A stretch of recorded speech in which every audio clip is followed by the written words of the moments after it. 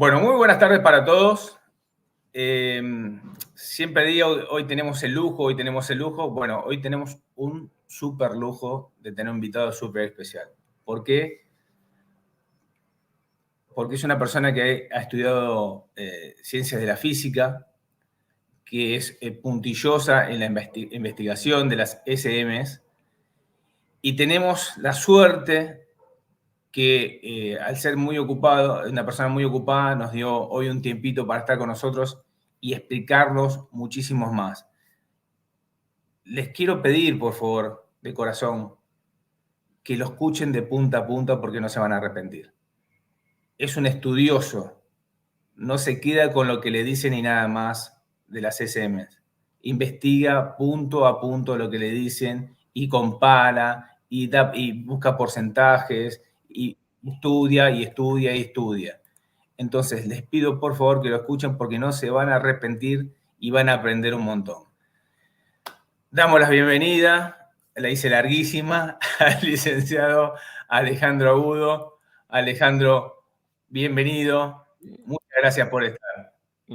Es un placer, Adriano, y bueno, me has puesto demasiado bien. Yo espero que la gente no, no se decepcione un poco con, con mi intervención, pero bueno, vamos a hacer como decías, la charla de café y espero que le interese a todo el mundo.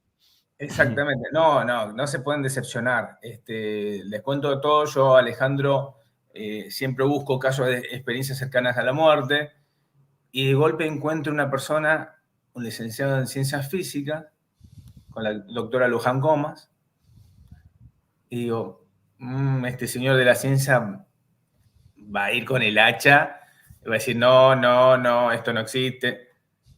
Y lo escucho y me llama la atención y cada vez me llama más y más y más, porque no solamente es un tema de que tiene un montón de experiencias que conoce, sino vuelvo a decir, cómo va estudiando cada caso y va dando detalles espectaculares. Así que no tenemos más que nada, aprender de vos hoy. Como te dije, vos decís, no, espero que no sea una cosa que hablo yo solo, no. Espero que no, que pueda hacer una pregunta, pero la verdad que, sinceramente, a mí me dejaste con la boca abierta y me encanta que no te cases con lo primero que te dicen. No, a ver, vamos a investigar este tema.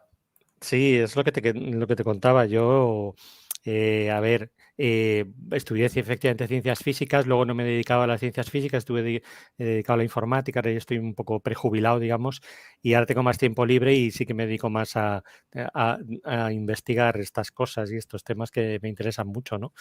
Y siempre he pensado que, a ver, yo siempre he sido muy ecléctico, ¿no? Y siempre he pensado que estas cosas no tenían por qué estar tan enfrentadas con la ciencia como siempre se dice, ¿no? Y bueno, hay que mantener una cierta mente analítica, racional y ver dónde hay datos objetivos, dónde no hay datos objetivos, etcétera, y valorar cada cosa donde está, ¿no? Y yo creo que efectivamente hay suficientes datos objetivos como para pensar que la explicación ahora más razonable, como he contado en alguna charla por ahí, pues es la explicación de que algo más hay, aparte de lo meramente fisiológico en el ser humano, ¿no?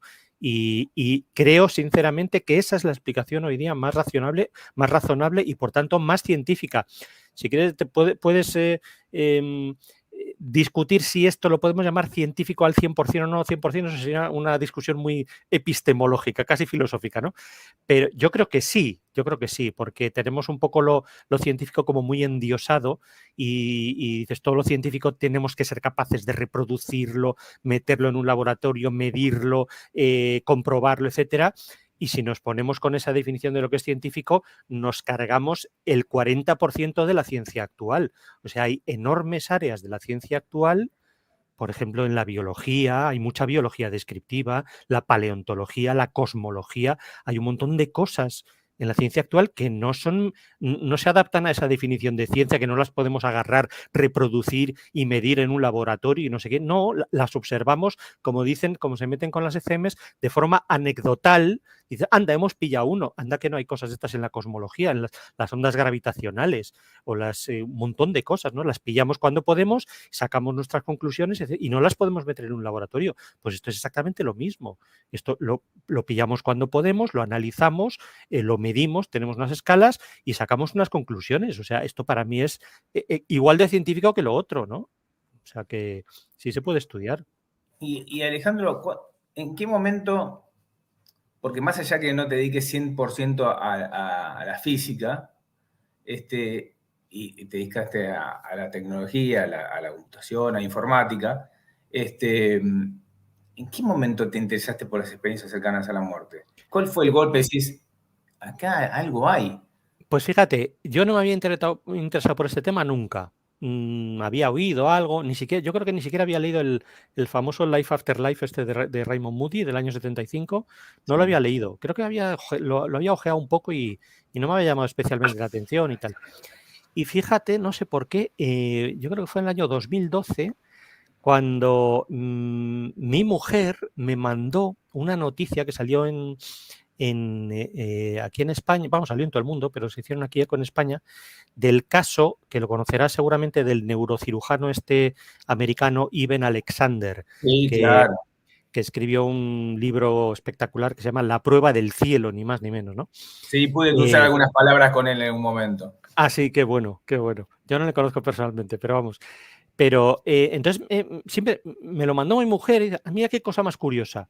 Entonces lo leí y ahí no sé por qué me quedé a cuadros. Dice, pero bueno, pero esto, un neurocirujano de Harvard, un tipo con un prestigio ya importante, montones de publicaciones y tal, que de repente saca un libro que se llama La prueba del cielo. Pero este tío se ha vuelto loco, ¿no?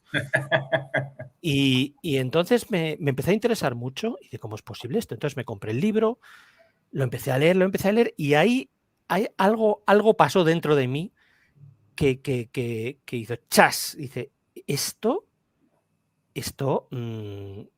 es algo gordo, esto es como la punta del iceberg. ¿Y qué está pasando aquí? ¿Qué está pasando aquí? Que un tipo de esta categoría tiene esta experiencia tan profunda, que luego él mismo la analiza muy bien. Eso también seguramente por ahí me pilló el asunto, porque no sé si has leído el libro, al final él, en el último capítulo, está muy bien porque a él le atendieron sus propios compañeros del hospital, ¿no? Cuando le dio esta neumonía, esta meningitis bacteriana, que estuvo durante una semana pues muriéndose. Es fatal, es que es fatal, por lo que cuenta, yo Terrible, no sé, él lo terrible, contaba, es fatal eso, terrible. terminal. Sí, totalmente. Pero además eso es lo típico. Cuando pasaban ya los 3 o 4 o 5 primeros días, ya los compañeros le decían a la familia, mire, es que es casi mejor que se muera porque va a salir vegetal, o sea, va a ser algo... y él a la semana, justo a la semana de haber empezado con los dolores aquellos, pues de repente abre los ojos y se recupera, ¿no? Pero está muy bien. Bueno, el libro es maravilloso y además luego tiene una percepción verificada preciosísima, que no voy a hacer spoiler para que la gente lo lea. Pero al final del último capítulo tiene un apéndice que él, cuando ya está recuperado completamente, dice, analiza su propio caso con los datos médicos, con el dossier, el informe médico de sus compañeros, ¿no? Y dice, vamos a ver, ¿en qué estado estuve realmente yo? ¿No? Estuvo mi cerebro realmente. Y entonces te da los datos clínicos y te los comenta y dice, vamos a ver, es fisiológicamente imposible que yo tuviese nada de conciencia estando en ese estado. O sea, no me acuerdo muy bien de los números, pero me parece que él da en un momento y dice, a ver, el cerebro necesita, pues no sé si son 80 gramos por decilitro de glucosa. En los casos de coma más salvaje estás en 40, estás en 30. Dice, yo tenía 1 gramo por decilitro. O sea, mi Nada. cerebro no podía funcionar, no tenía combustible, no podía funcionar. Y tiene una experiencia ultra lúcida, ultra consciente, con montones de impresiones, sensaciones inolvidables, en fin, o sea, es una barbaridad. Entonces, claro, yo leo aquello y digo, esto es una prueba, aquí hay algo gordísimo, gordísimo, que no se dice, no se habla, no se... No, y entonces a partir de ahí empecé a leer. empecé a leer, empecé a interesar cada vez más y hasta ahora. O sea, que fue una cosa que un poco de repente, ¿no? Con el caso este. Y te escuchaba cuando estabas con la doctora Luján, fue el primer caso que yo escuché de Anita Morjani. Es otro caso impresionante, Precioso, ¿no? precioso. Y que tenía unos tumores del tamaño de limones. Nada. Ese también está en otro libro, por ahí, el morir para el sello precioso. Pero no, ella entró en estado terminal, ella se estaba muriendo ya. Eso, tenía unos tumores gigantescos ya. O sea, no había intentado distintas terapias, tenía un linfoma, me parece, y nada, no había dado resultado y estaba ya pues terminal, ¿no? Su marido la estaba cuidando en casa como podía, pero ya entró en coma. Y lo mismo, los médicos cuando entraron le dijeron, mire, le dijeron al marido, despídase de ella porque ya su mujer no está aquí. Le dijeron, y tenían toda la razón del mundo porque no estaba ahí, estaba unos metros más arriba. Lo estaba viendo todo, lo contó todo, y estaba viendo cómo su hermano estaba cogiendo un avión en la India, creo que era, no sé dónde. Sí. Impresionante. Sí. Me eriza la piel, porque sí. Es brutal. Y vos como científico, ¿no? Porque más allá que no yo te entendí bien claro que vos decís, bueno, pero yo no me estoy dedicando 100%. Eso es. Pero el alma de científico lo tenés. Hay algo que te hizo estudiar y ser quien sos. Te hizo preguntarle a los médicos algún momento sobre estos casos, decís, ¿hay alguna explicación para los médicos de todo esto o no hay?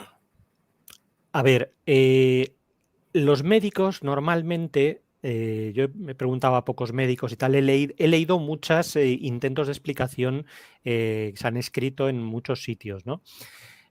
Lo que ocurre, incluso por parte de médicos, hay algunos médicos, incluso algún anestesiólogo famoso que tiene hasta creado una página web para intentar demostrar que esto no es algo de más allá de lo fisiológico. Es un anestesiólogo que se llama Gerard Worley y que tiene toda una página web para intentar demostrar que esto es una cuestión meramente fisiológica.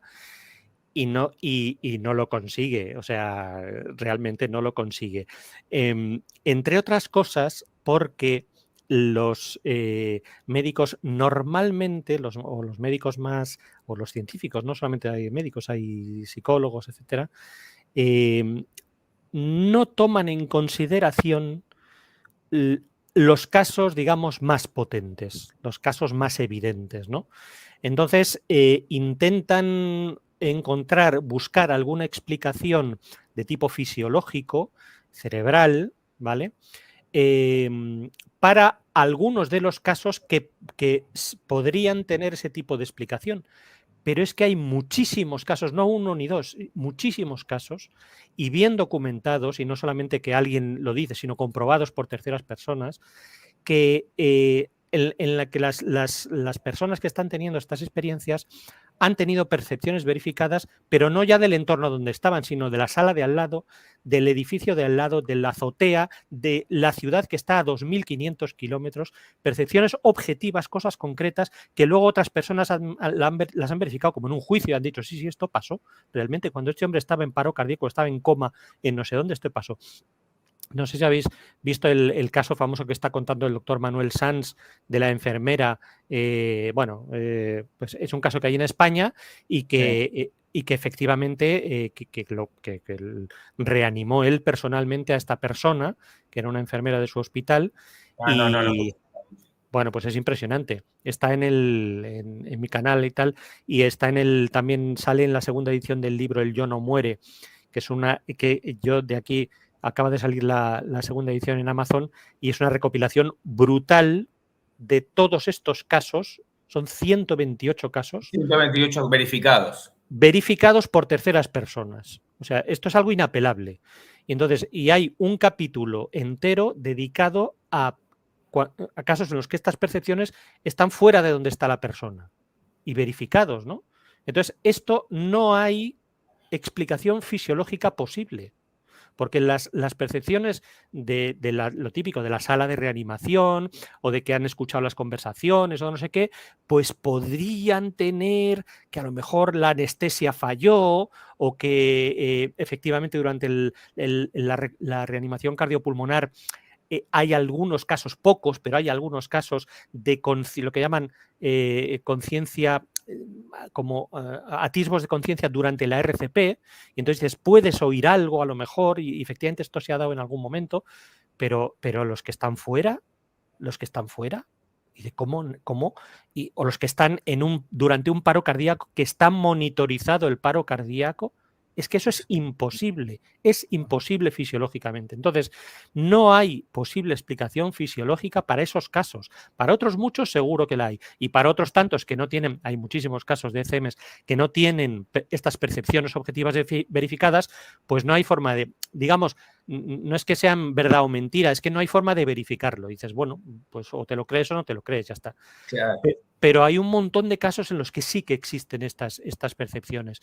Entonces, cuando son o en paro cardíaco comprobado, cuando hay flujo cerebral cero, o en situaciones de anestesia general, que el paciente está generalmente las operaciones de anestesia te tapan los ojos y la persona ve. O sea, en este libro del Yo no muere hay algunos casos tremendos de gente que en la experiencia extracorporal memoriza el número de serie de una lámpara que está mirando hacia el techo del Imposible. quirófano. Y está el tío tapado, o sea, con esto. Sí, nadie se lo ha dicho. O sea, es que es de locos. Entonces, no fue hay. una paciente, ¿no? Una paciente fue ella. Pero es que hay varios casos de esos. Es que es alucinante, porque luego, curiosamente, estos casos se repiten. Es que, o sea, este tipo de casos, eso es una cosa curiosísima. Estos son las serendipias estas, ¿no? Y dices, pero ¿cómo es posible que esto pase más de una vez? Bueno, pues sí. En esta segunda edición del libro hay un caso de un anestesiólogo que cuenta un tipo un tío que estaba muerto clínicamente, que estaban intentando reanimarle y tal, y que el tío cuenta, a ver, estaba dando vueltas por ahí y como no tenía nada mejor que hacer, me puse a memorizar los números de serie de los 3 lamparones gordísimos y tal. El tío se lo dijo y luego vieron y efectivamente eran esos los 3 números de serie, ¿no? Entonces, de estos hay varios casos, ¿no? Entonces, dices, vale. ¿Qué pasa? Pues que los que intentan buscar una explicación meramente fisiológica de estos casos no los quieren tomar en cuenta. Y entonces se escabullen diciendo, a ver, es que eso no está en un entorno controlado, ya estamos como lo de antes del laboratorio, entonces no está en un entorno controlado, no han salido en un estudio prospectivo, con todo controlado, etcétera. Y eso es verdad. Es decir, los pocos estudios prospectivos que se han hecho hasta ahora, desde el año 75, que han sido unos 10 estudios, que el último se acaba de publicar ahora en el año pasado, el Acuerdos de San Parnia, es verdad que no han conseguido nunca pillar una cosa de estas objetiva, en un estudio prospectivo. Entonces a esto se agarran los escépticos de estos temas para decir, ves, es que claro, no ha salido nunca, el día que salga, todo lo dijo Susan Blackmore, el día que salga una verificación de estas en un estudio prospectivo me lo creeré. Y es, pero es que tienes 300 casos de estos, vamos, 300 no, pero tienes un montonazo de casos de estos en entornos clínicos y dichos por profesionales que te lo verifican, anestesiólogos, el doctor Sanz, que fue el que reanimó a esta persona.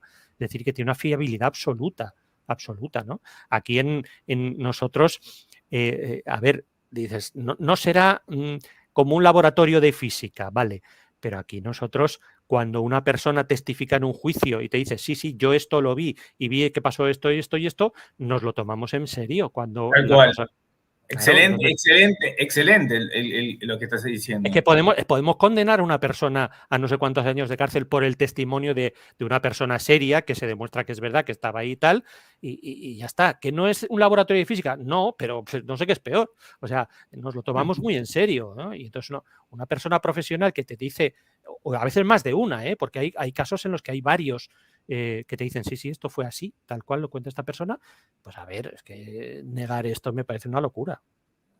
Y cuando te cruzas, porque siempre cuento el mismo caso y digo lo mismo, la gente que me escucha en el canal habla conmigo, hace mímica de lo que estoy diciendo, pero siempre comento este caso. Cuando escuchás a un médico, como pasó acá en Argentina, que contó la experiencia que tuvo un viernes, estaba solo con su enfermera, empezó a tocar la alarma de una de las camas, salieron a atenderlo, empezó a tocar la otra, dijeron, bueno, la enfermera dijo, anda a atender a aquello. La cuestión es que uno muere y al otro día, a los 2 días, no sé, el otro ya se recuperó. Y les dice cómo los hice correr el otro día. Y le cuenta cómo estaba vestida, que la enfermera salió corriendo para acá, que sonó primero la primera cama, que le contó con detalle todo. Y el conductor le pregunta, bueno, entonces vos crees en estas cosas. No, yo no creo. Y digo, bueno, ya si lo contaste indirectamente, me parece que algo crees, pero no querés reconocerlo. Pero digo, ¿por qué crees que todavía hay muchos médicos que se cierran tanto? A ver, eso habría que preguntárselo a ellos, ¿no? Pero en fin, a ver, yo creo que la ciencia hoy en día, pues fíjate qué comparación, se está comportando un poco como la iglesia tradicional de la Inquisición y de todo eso. Es decir, es como la nueva Inquisición, ¿no? Es decir, siempre se le ha acusado a la Iglesia, yo creo con cierta razón, No, de sí, que, sí. de que siempre va como a rastras y detrás de los avances de la sociedad y de estas cosas. Yo creo que es verdad. Y luego tiene que andar pidiendo perdón y tal. Pues yo creo que la ciencia se está comportando un poco así con estos temas. A ver, y hasta cierto punto yo lo puedo entender. Es decir, los paradigmas, digamos, hay que tener un cierto respeto y honor hacia los paradigmas, hacia los viejos paradigmas, ¿no? Es decir, vale, o sea, nuestros esquemas mentales son esquemas mentales y esquemas, concepciones del mundo de la ciencia por algo. Y realmente, pues sabemos mucho del funcionamiento cerebral y se está investigando muchísimo en las últimas décadas. Es espectacular y los avances, y hay que tenerlos muy en cuenta porque todo eso nos tiene que llevar a dar con un modelo global. Pero lo que no se puede hacer es ignorar todos estos fenómenos. ¿Entiendes? No nos podemos quedar solamente con los fenómenos del análisis de dónde está la memoria o de en qué zona está o que si tocamos aquí perdemos esto. Es verdad, todo esto es cierto. Y el cerebro funciona de determinada forma, incluso si ha habido estudios espectaculares a lo largo del siglo XX de estimulaciones en zonas concretas del lóbulo temporal derecho o en la fisura de Silvio, etcétera, en las que se producen casi o experiencias extracorporales o visiones místicas o activación de recuerdos de la infancia o cosas que recuerdan mucho a las ECMs, ¿no? Entonces es interesantísimo. Esto se hizo en los años 40, 50 del siglo pasado. Un tipo, un americano, un neurofisiólogo americano llamado Wilder Penfield, que tiene unos estudios realmente increíbles. Y este hombre, pues fíjate, durante toda su vida fue que, digamos, tuvo una concepción como muy materialista, ¿no? Muy lógicamente, ¿no? O sea, además es de estas personas que conseguía, estaba tratando la epilepsia, ¿no? Intentaba mejorar la epilepsia y es de estas personas que conseguía con los pacientes despiertos, con una cierta anestesia local y con zonas del cráneo medio abiertas, pues ir tocando y entonces el paciente le iba diciendo qué notaba o qué sentía. Es algo increíble, ¿no? Qué genial Bueno, eso. pues este hombre durante toda su vida fue bastante materialista y hacia el final de su vida, yo no sé cuándo murió, debió morir en los años 90 o algo así, los últimos libros, este hombre se rindió a la evidencia. Dice, es verdad que el cerebro funciona como una máquina, pero aquí hay algo más que se nos está escapando y que no conseguimos encajar aquí. Y entonces acabó siendo una persona, digamos, más dualista, ¿no? Es decir, vale, el cerebro es una máquina, pero se está relacionando con otra cosa que no es totalmente fisiológica, ¿no? Y es apasionante, uno de los tipos que más cerca ha estado digamos, de desvelar el misterio del cerebro, ¿no? Entonces, ¿por qué? Pues porque los médicos, pues bueno, cada situación es cada situación. O sea, aquí lo que pasa mucho es que, pues cuando estos médicos que a lo mejor están en activo y se jubilan, entonces empiezan a hablar con un poco más de tranquilidad, ¿eh? Y empiezan a contar pues con un poco más de tranquilidad. Y yo lo entiendo, a ver, es humano, es decir, estamos metidos, lo que te decía, la ortodoxia científica, el mundo científico está construido hoy en día en base al materialismo. Entonces, todo el que se salga de ese paradigma, que insisto, funciona muy bien para muchas cosas y está dando grandísimos progresos, todo el que se salga, pues claro, pues te ponen una cierta X y dicen, ten cuidado, no vayas por Sí. este camino. Hay un llamadito de atención, ¿no? Claro, y entonces empiezan a arrinconarte un poco y claro, es humano tener miedo a eso, ¿no? Entonces yo lo entiendo. Por eso la gente que está en activo y que se atreve a hablar de esto, pues hay que quitarse el sombrero, y hay que decir, ole, sí, sí. Escucha, pero sos una persona que, como dije antes, que sos muy exhaustiva, muy puntilloso en todos estos temas. Te voy a robar la pregunta de tu video. ¿Qué son exactamente las SMS? Pues mira, yo creo, a ver, digamos, ahí habría que decir lo que, digamos, podría decir la ciencia hoy en día y luego lo que yo creo. Lo que podría decir Sí. la ciencia hoy en día, la ciencia seria, no la ciencia ortodoxa. La ciencia ortodoxa, pues primero, pues dice que es una cosa, pues probablemente algún tipo de alucinación producida por un cerebro moribundo, un cerebro en crisis, etcétera. Pero eso no se sostiene, no se ajusta a los datos. La ciencia seria hoy en día lo que tiene que decir es que son experiencias, y esto es la postura que mantiene Samparnia, por ejemplo, que es uno de los mejores investigadores que ha hecho este último estudio prospectivo, el Aware 2 en Nueva York. Dice, a ver, son experiencias ultralúcidas, son experiencias intensas, a veces con percepciones, como decíamos, con percepciones objetivas verificadas por terceros, que no se explican por el estado cerebral de los pacientes. Porque el estado cerebral de los pacientes a veces es paro cardíaco directamente, o sea, flujo cero, a veces es CPR, que ni siquiera tienes un mínimo flujo que te podría dar una conciencia muy confusa, y a veces no explica, como decíamos, las percepciones que están fuera del alcance de los sentidos de la persona, ¿no? Entonces, ¿qué dice hoy la ciencia? Pues experiencias de lucidez paradójica, no explicada, ¿vale? En estados en los que el cerebro está, no está funcional o suficientemente funcional. Y no hay explicación. O sea, un científico serio hoy tendría que decir, no hay explicación. Entonces, la explicación más razonable ahora mismo es suponer que la conciencia es otra cosa. Que la conciencia humana, el yo, llámalo como quieras, ponle la etiqueta que te dé la gana, el yo, el self, el espíritu, el alma, la etiqueta da igual, es otra cosa, que no depende totalmente del cerebro, sino que en determinados momentos puede funcionar de forma absolutamente autónoma, ¿vale? Esta para mí hoy en día es la explicación más razonable, ¿vale? De ahí, claro, puedes ya elucubrar ya filosóficamente que esto ya da pie a pensar en que esto sobrevives a la muerte física, en fin, puedes meterte en el mundo de los cuerpos astrales y de todas esas cosas que ya son mucho menos científicas, ¿no?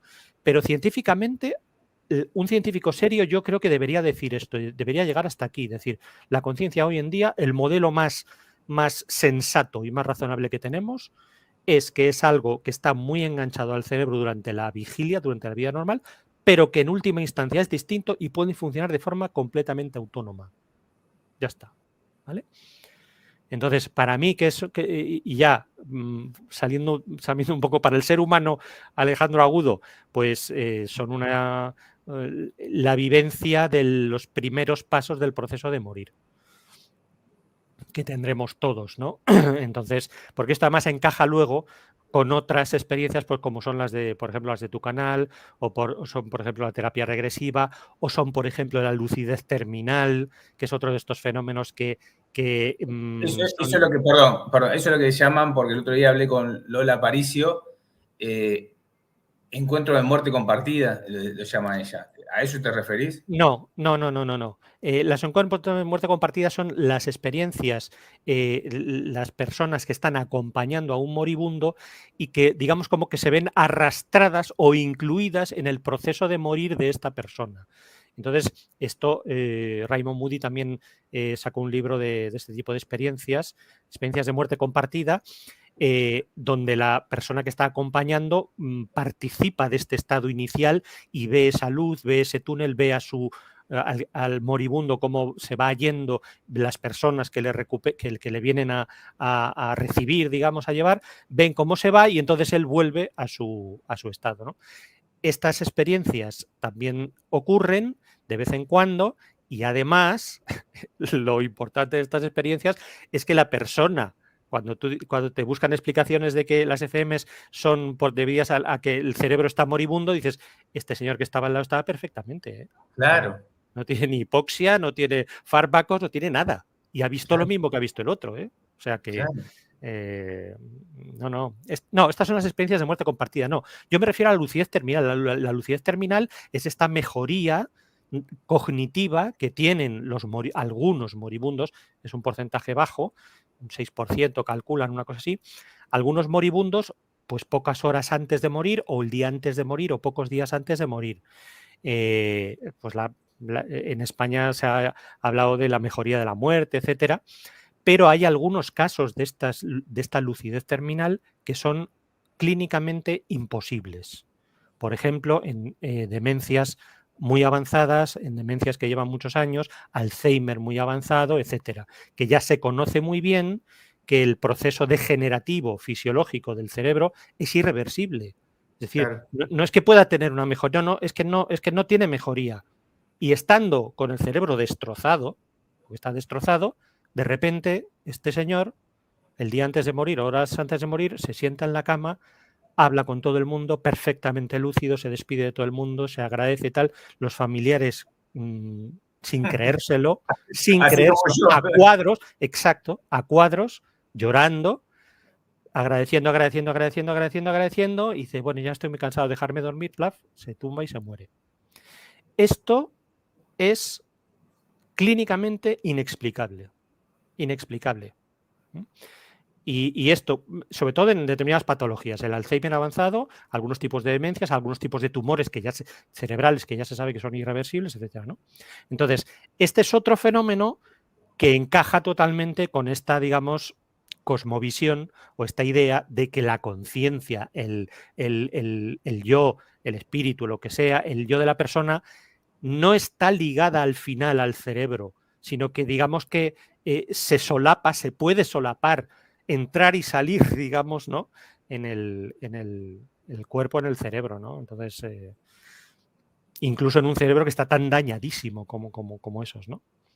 Entonces, viéndolo todo, dices, son como distintas piezas del puzzle que van encajando todas y te van haciendo un panorama que encaja, ¿no? Que encaja, que yo creo que es el real. Es decir, que existe esta otra dimensión, llámala como quieras, espiritual, o donde residen, pues, o pueden residir la conciencia, el ser real, la esencia de cada uno, que la tenemos aquí ahora mismo solapada con este cuerpo, pero que en un determinado momento, pues y las ECM son ese primer proceso, de esos primeros pasos de ese proceso por el que pasaremos todos, ¿no? Al morir. Yo te veo, por un lado, tan científico, y por otro lado, te sacás la remera de científico, la camiseta, o la camisa, lo que vos quieras, y te veo tan emocionado cuando hablas, porque te sale el nene de adentro, el niño de adentro. Sí, claro. Y me imagino que cuando te aparecen estos casos, es como cuando éramos chicos que íbamos a jugar a los juegos electrónicos. Me imagino que cuando te aparece un caso así, te debes desesperar, se te cae la saliva de la boca. Totalmente.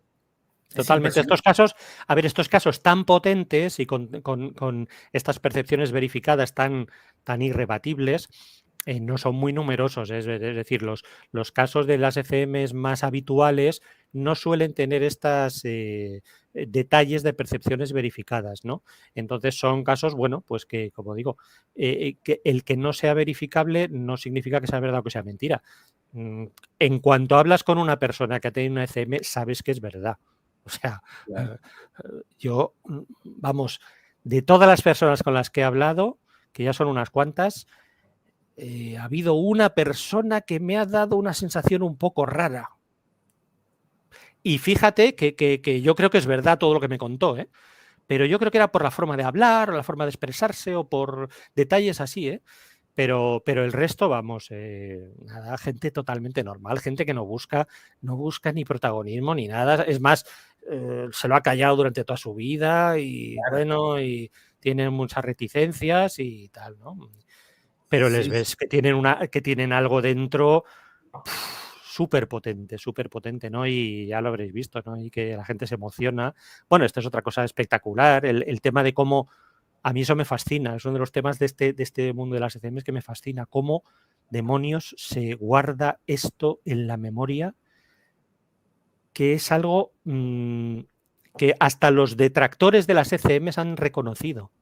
O sea, hay uno de los grupos que más investiga las ECMs, no es que sean detractores, es que son gente que opina que es una cuestión fisiológica, ¿no? Los de la Universidad de Lieja tienen un grupo muy bueno de neurólogos y psicólogos que estudian estas cosas, tienen una base de datos muy buena y a mí me interesa mucho escucharles, ¿no? Y leer los artículos que hacen en Bélgica.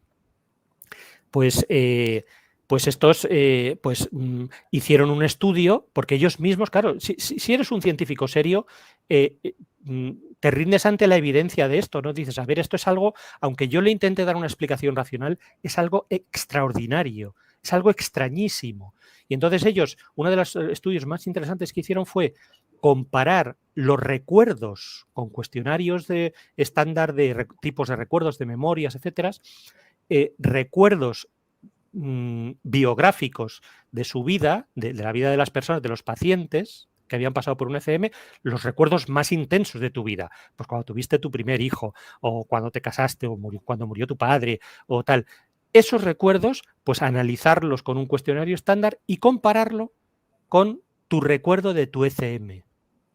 Y bueno, el gráfico es tremendo. O sea, la calidad, el detalle, la intensidad, la fuerza del recuerdo de la ECM está muchísimo más arriba que cualquier otro recuerdo autobiográfico, pero muchísimo más. Y no solo eso, sino además está como congelado en el tiempo, porque se han hecho estudios muy interesantes de encuestas, a lo mejor, esto lo hizo Bruce Grayson en Estados Unidos, que lleva muchísimo, toda la vida, investigando las ECMs, de encuestas que hizo en los primeros años de su investigación y 20 años después hacerle la misma encuesta, el mismo estudio a aquellas personas las que vivían todavía.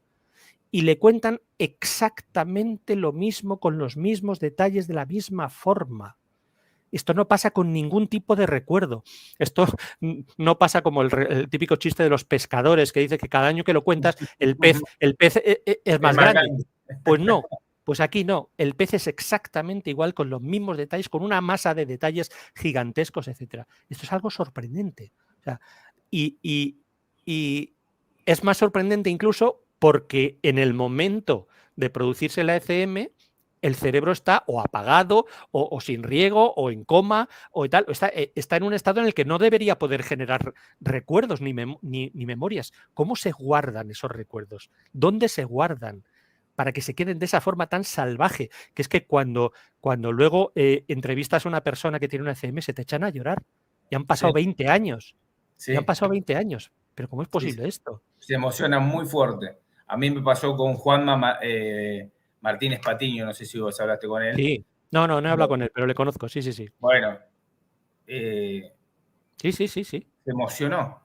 Se emocionó y le digo, pero yo le pregunté lo mismo, digo, ¿cómo sabes que no fue un sueño, algo que pasó por tu cabeza? Digo, porque es muy, te lo digo cada vez y cada vez que hablo dice exactamente lo mismo y cada vez más puntilloso y es lo que vos decís, y es lo que vos decís, tal cual lo que vos decís.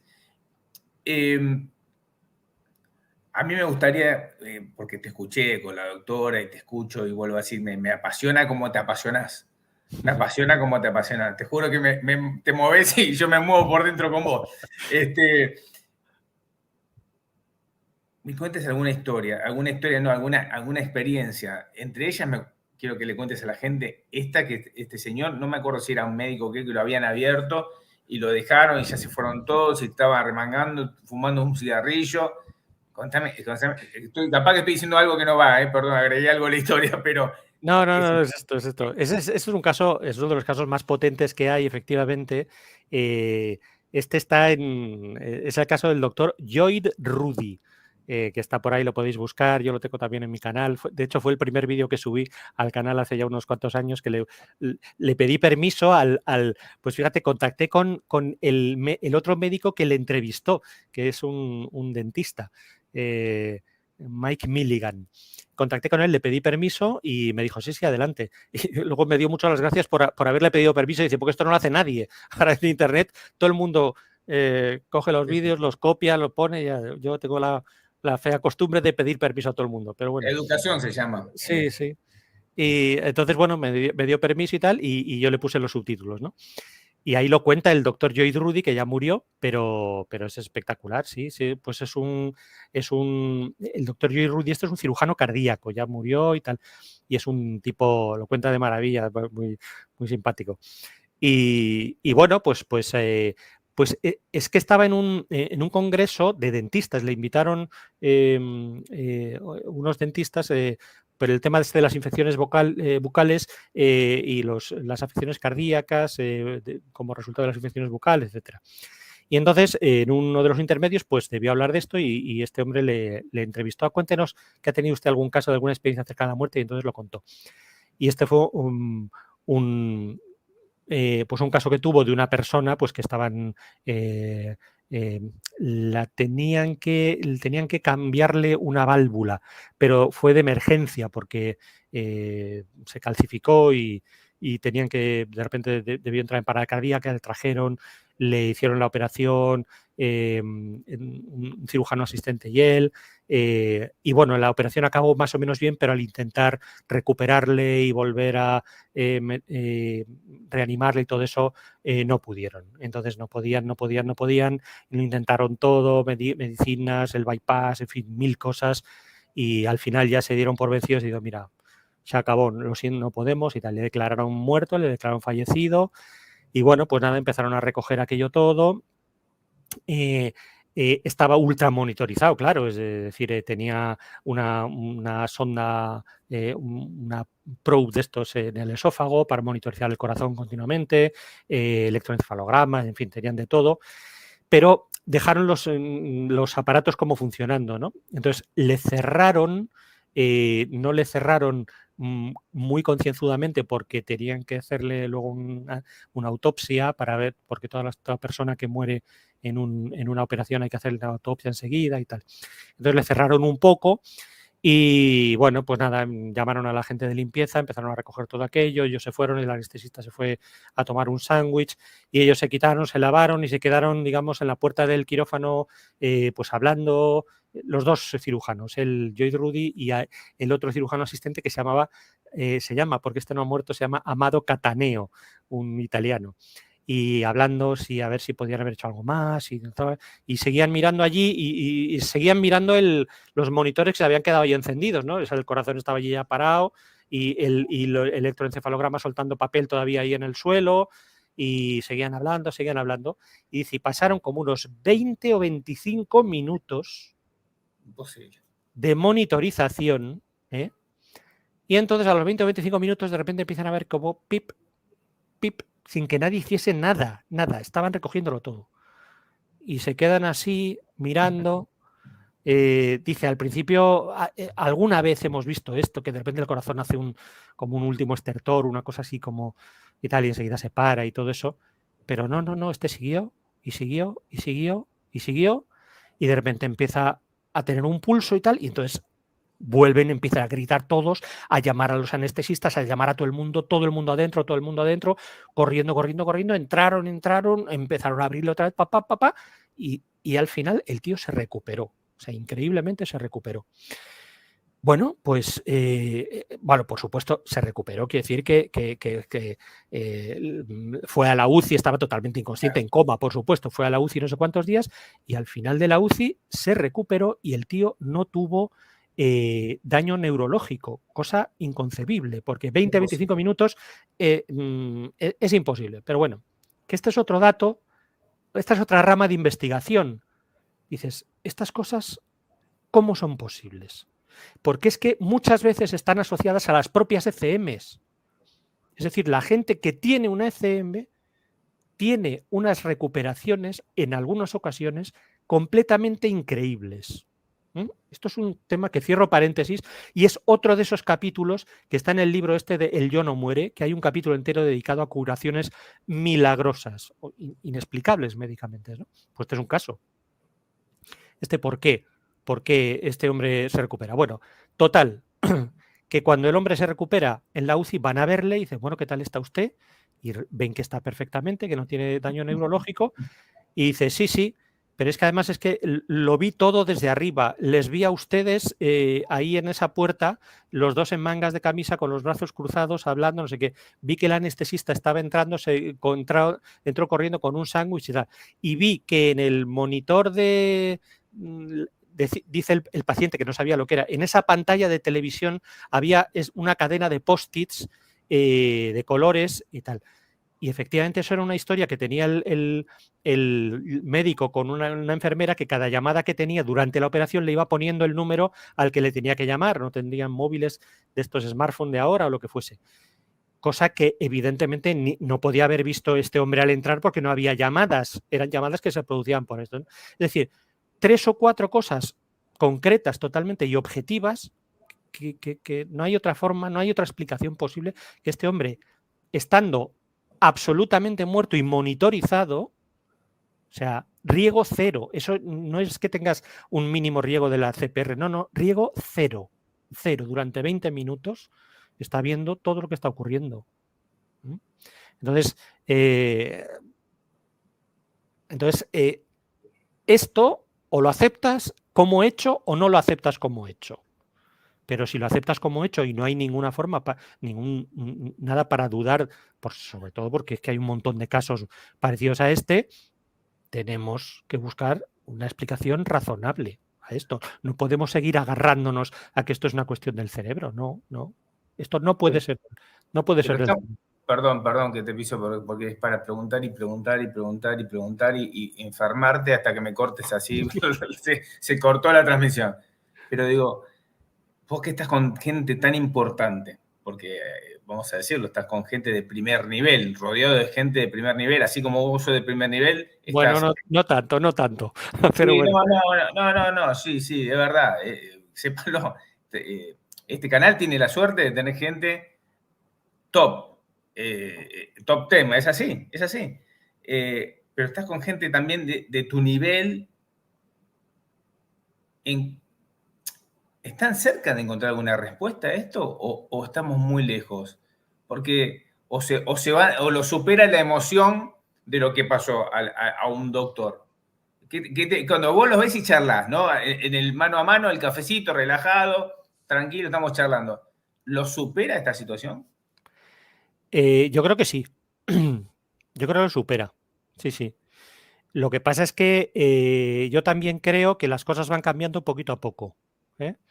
Y el mero hecho de estos tipos de canales y el mero hecho de que salgan publicaciones cada vez más serias y que no sea simplemente una cosa más, digamos, no sé qué adjetivo usar porque no quiero ser hiriente, pero no verificables, simplemente eso. Es decir, bueno, vale, son testimonios, pues,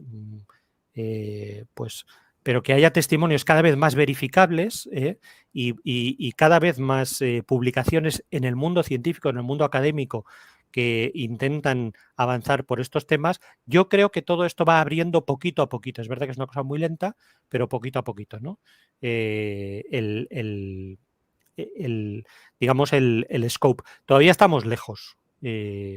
Pero probablemente, pues por lo que decíamos antes, porque es un hecho que nos obliga a replantear cosas muy básicas de nuestra concepción del ser humano y del cuerpo humano y de la medicina, ¿vale? Es decir,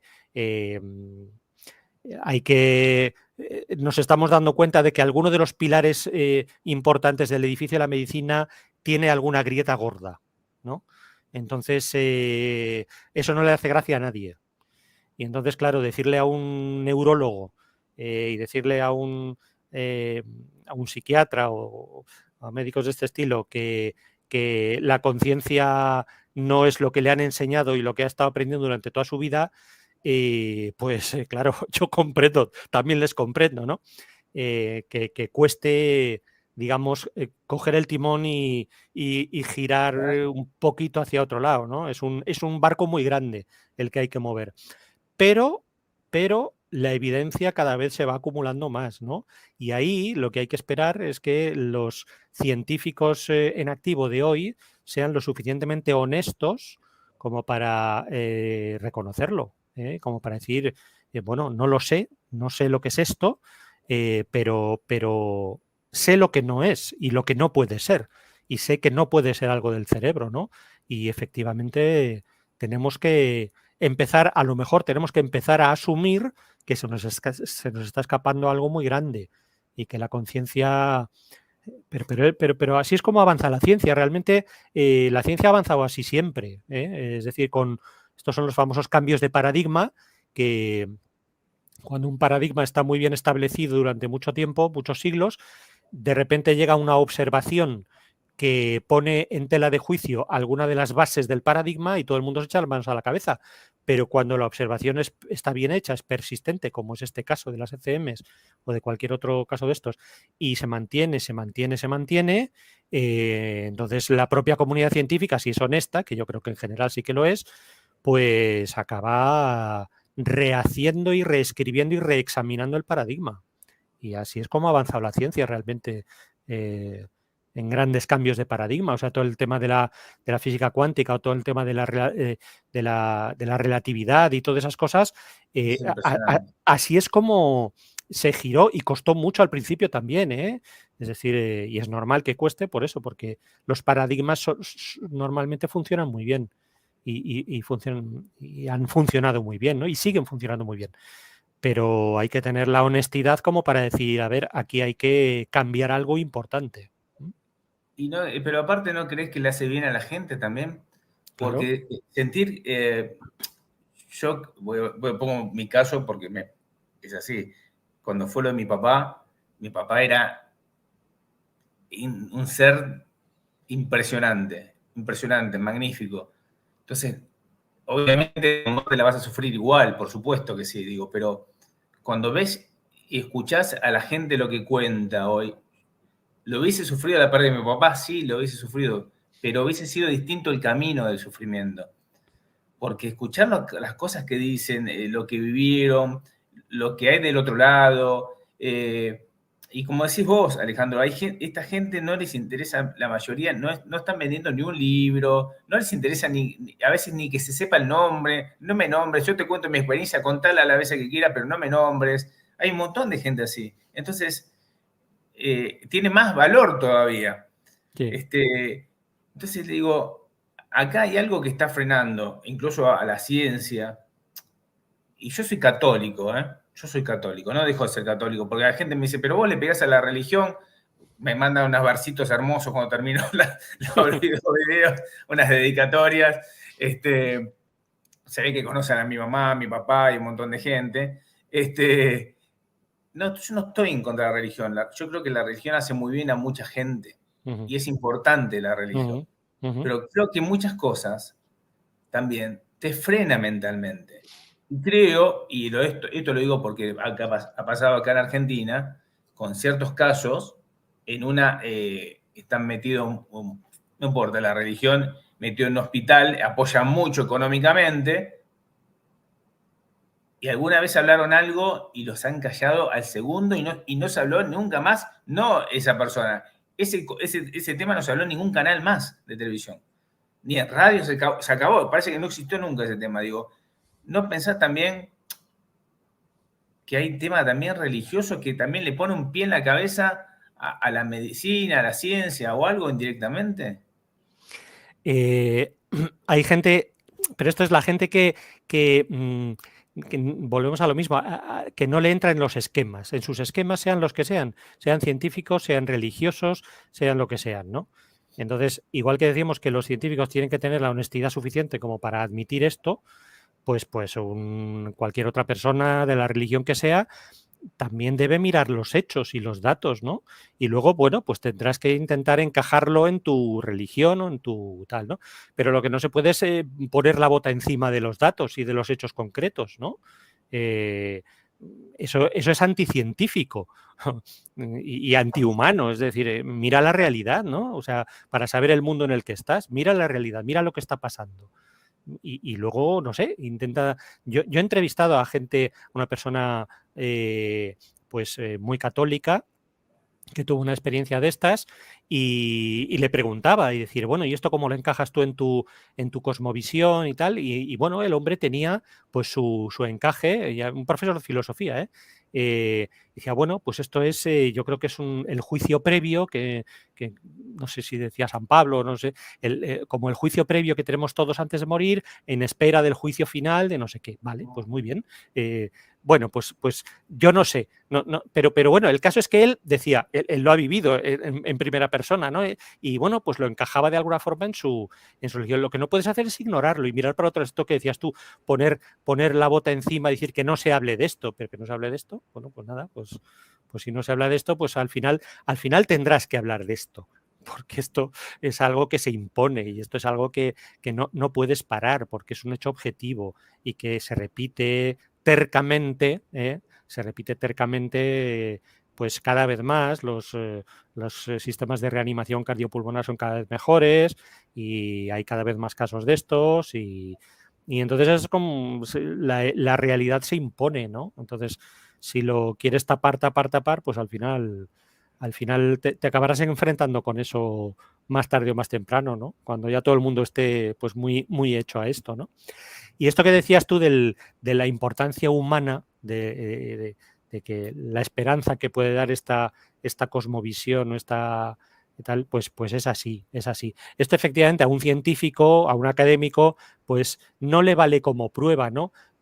Pero quizá debería importarle también. Yo el libro que estoy leyendo ahora de lucidez terminal, escrito por un médico, por un doctor, pues le da mucha importancia también a esta parte humana, ¿eh? Es decir, tienes los datos fríos, estadísticos, médicos, clínicos, y tienes también la parte humana. Y esa parte muchas veces la dejamos demasiado de lado.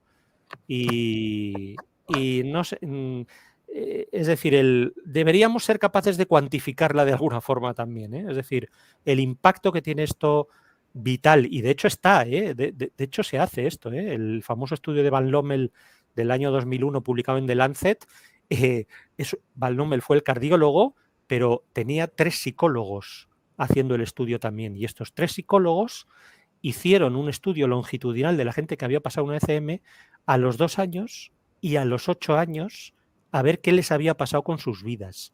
Y vieron y constataron que sus vidas habían pegado un cambio a mejor espectacular en comparación con los que también habían pasado por un paro cardíaco y no habían tenido ECM.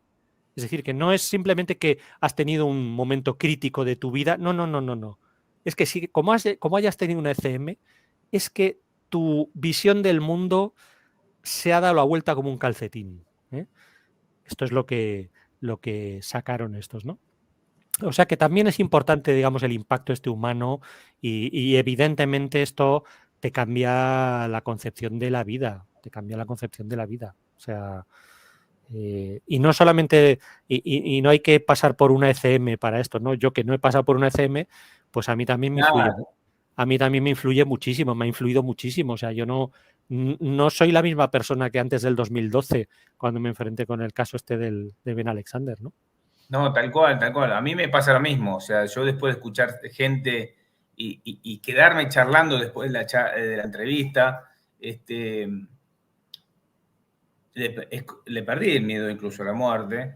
Lo que no quiero morirme, obviamente, porque siento un sentido, tengo un sentido de protección, de decir, no, tengo que cuidar a mis hermanas, somos todos grandes ya, ¿no? Pero tengo que cuidar a mis hermanas, tengo que cuidar a mis perros, tengo que cuidar a mi madre que la tengo, entonces no me quiero, después me voy. Pero déjenme por lo menos estar, pero después no le tengo miedo. Escuchando a toda la gente, salvo alguna excepción que escuché a alguna persona que la pasó muy mal, pero escuché uno de todo, de 1000. Que las hay, ¿eh? Las hay. Sí, sí. Yo Sí, no he entrevistado a nadie con experiencias de estas negativas, pero las hay. te Y, puedo pasar a una persona pues mira, sería interesante. que la escuches Eh, antes, ¿no? Bueno, sí, sí. Pero las hay, efectivamente, sí, hay algún estudio, alguna estimación, lo que pasa es que, pero es muy difícil porque estas personas todavía quieren hablar menos, ¿no? Y es normal, y es porque han tenido una experiencia muy, muy traumática, ¿no? Pero sí, las sí, hay, es difícil saber la incidencia, hay gente que dice 1%, hay gente que dice que hasta 15% de las ECMs totales, pero bueno, lo que decíamos antes, la realidad es la realidad, si esto existe, existe, y hay que conocerlo, hay que verlo y hay que intentar entenderlo, o bueno, eh, por lo menos conocerlo, ¿no? tal cual, tal cual. Alejandro, no te quiero molestar más. Estoy muy feliz, muy emocionado. Estaba muy nervioso antes de hablar con vos, Porque, porque digo, ¿cómo me pongo? Intento llegar a los cordones de este señor para por charlar. favor, qué Eh, exageración. pero es la realidad. Hay que poner los pies en la tierra y decir, ¿estoy capacitado para hablar con estas personas? Te habrá pasado en Claro algún que sí, momento. Si por quiero supuesto. hablar, pero si daré para el nivel o estar cerquita. Entonces, cuando digo, cuanto más callado esté, mejor.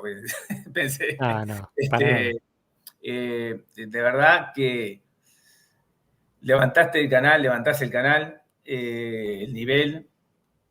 Estoy de acuerdo, como hablamos antes, es importante escuchar a los profesionales, es importante a la gente que está ahí, tiene abierta la cabeza como vos, como la doctora Luján Coma, como tantos, Juan José Martínez, bueno, es miles, cientos, no miles no, pero cientos seguro. Ujú, Escuchar cómo desde el lado profesional están hablando. ujú, Y poder distinguir lo que es hasta alguien que puede llegar a estar inventando algo, porque hay también gente, ujú. este, este, que capaz que vos no lo tuviste la posibilidad de estar en ese momento con él, pero cuando los escuchás decís, alguna ventaja quiere sacar de este tema, Ujú. pero escucharlos a ustedes le da una calidad impresionante. Y cuando los veo, vuelvo a decir, yo te veía con la doctora y eran dos nenes contando, parecía, déjame contar a mí, no, contar y contar a vos, contar lo que está pasando. Sí, sí, sí. Este, Sí, sí, sí. y a mí me pone muy feliz escucharlos. Está buenísimo escuchar a la gente, pero está buenísimo escuchar al profesional porque me da más esperanza todavía. Claro que A sí. mí, a mí que no viví ninguna experiencia, ni Sí, tuve sí, sí, sí. nadie cercano que haya vivido una experiencia así, me da más esperanza de que algo más hay, de algo, Pero es algo que, más hay. pero es que es Sí. una esperanza racional. Si es que es una esperanza racional. Esto es, no es simplemente creer, ¿eh? Es creer con datos y creer con un apoyo racional, ¿eh? O sea, eso es lo importante de todo esto. Ujú. Totalmente, totalmente. Alejandro, ¿cuál es tu canal y cuál es que te puede seguir la gente? Lo vamos a poner en la descripción, como le digo a todo el mundo, pero para que Vale. la gente sepa. Pues se llama Alejandro Agudo ECMs.